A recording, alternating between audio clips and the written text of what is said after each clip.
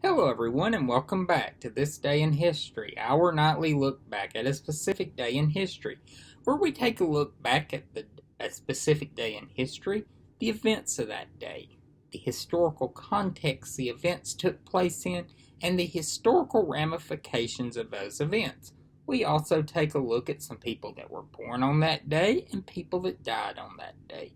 As always, please hit the subscribe button, the bell notification icon to be alerted anytime I post new content, and the like button. Leave a comment. Tell a friend. Spread the word far and wide about this channel. I really appreciate it. And now, without any further ado, this day in history, February 16th.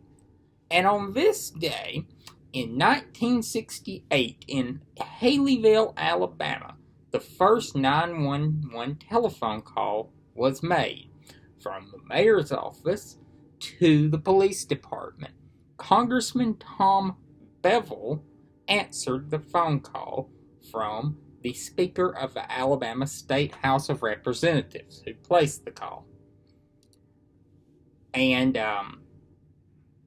it's just kind of interesting to know. I live in Alabama. I live in North Alabama, and Haleyville is in North Alabama. That the first 911 telephone call was made in Haleyville. I find that pretty interesting. I live about 30 miles from a building called the Tom Bevel Lyceum. And, to know that besides bringing back a lot of pork to his district, but Tom Bevel also answered the first 911 telephone call. Some births that occurred on this day. In 1971, in Sacramento, California, Michael Avenatti was born. Avenatti, of course, was the attorney for some time of an adult film actress by the name of Stephanie Clifford. Miss Clifford had an affair with one Mr. Donald Trump in 2005, shortly after Mr. Trump's wife gave birth to their youngest child. Their only child is Mr. Trump's youngest child. Mr. Avenatti, for some times, was mentioned as a possible presidential candidate in 2020. He even went to Iowa, had some polling done. His candidacy ran into some trouble, though. He was arrested for trying to extort Nike. And then he got hit with other charges of extortion, some swindling clients out of money, just a slew of federal charges.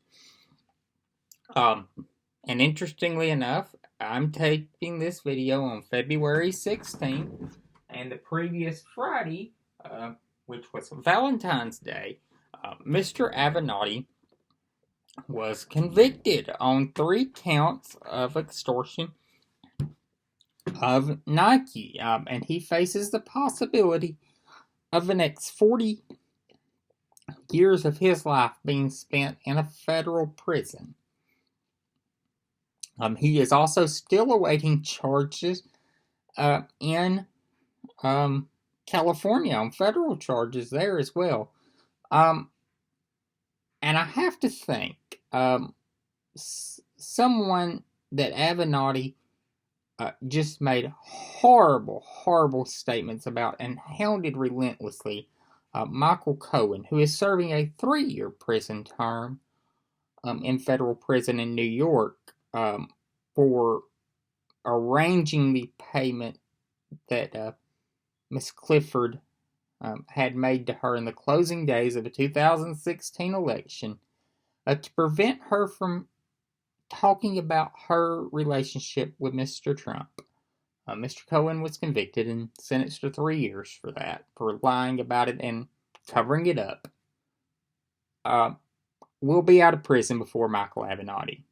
And Michael Avenatti, during his media tours, always talked about the fact of Michael Cohen's going to prison and, he's going to spend the next 10 to so however long in prison.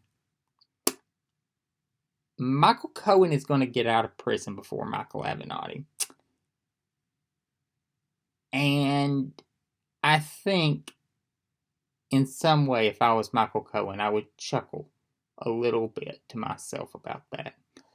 Avenatti was, of course, a media sensation. He never found a camera he did not like, and was really forceful and out front in his media appearances, of course knowing that the president is a voracious consumer of cable news.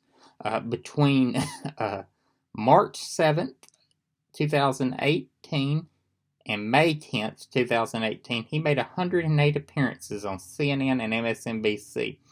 And if I remember correctly, one night, the full Ginsburg is in reference to going on all the Sunday shows.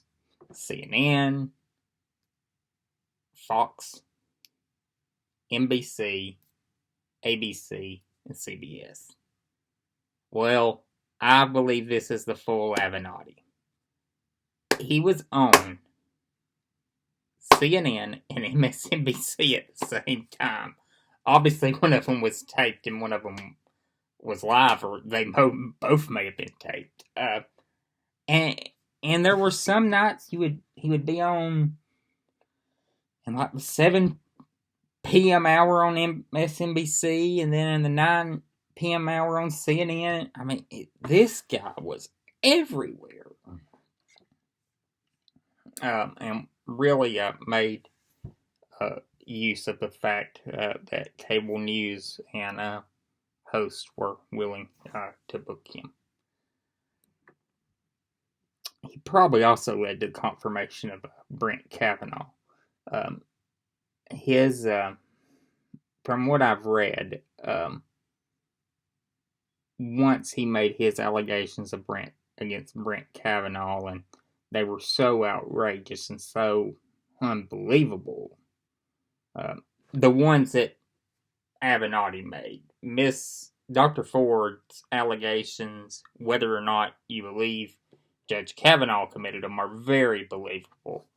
The ones that Avenatti brought against Judge Kavanaugh were just so outrageously unbelievable that many people cite them as a reason that Kavanaugh got on the court. Deaths that occurred on this day. In 1996, at the age of 90, in Beverly Hills, California, Pat Brown died. Brown was the governor of California from 1959 to 1967. And Brown is considered to be the creator of the modern day California. He was governor of California when it became the largest state in the nation. He was a popular governor. He led to some significant changes in the state. He's also significant for this reason. He thought he had ended the political career of a former vice president and future president, and he launched the political career of another future president when he ran for re-election in 1962. His opponent was former Vice President Richard Nixon, and Nixon lost that race. It was a close race, and Nixon famously said in the press conference, "You won't have Dick Nixon to kick around anymore," as I've mentioned before, and Nixon would, of course, go on to be elected president. But in his run for a third term, Pat Brown was defeated by Ronald Reagan, the former film actor. And Reagan, of course, would ride this victory to re-election in 1970, and would go on in 1980 to be elected president. In 1984, he would be re-elected president. So, hugely significant figure. His son would serve as governor, would actually succeed Reagan as governor, and Jerry Brown would serve 3 terms as governor.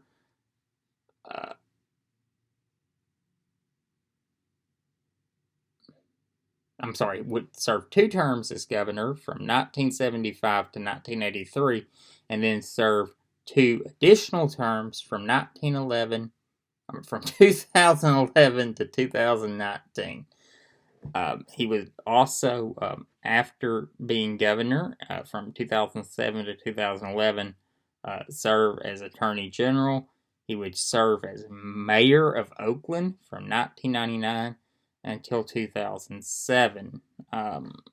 He has the distinction of being the youngest and oldest governor in California history. And his sister, Kathleen Brown, served as treasurer of the state of California from 1991 to 1995. So that would be Pat Brown's daughter. But Pat Brown was, as I said, the creator of the modern day California, huge infrastructure projects, redefining the state's higher education system, and really was concerned with just being a California politician.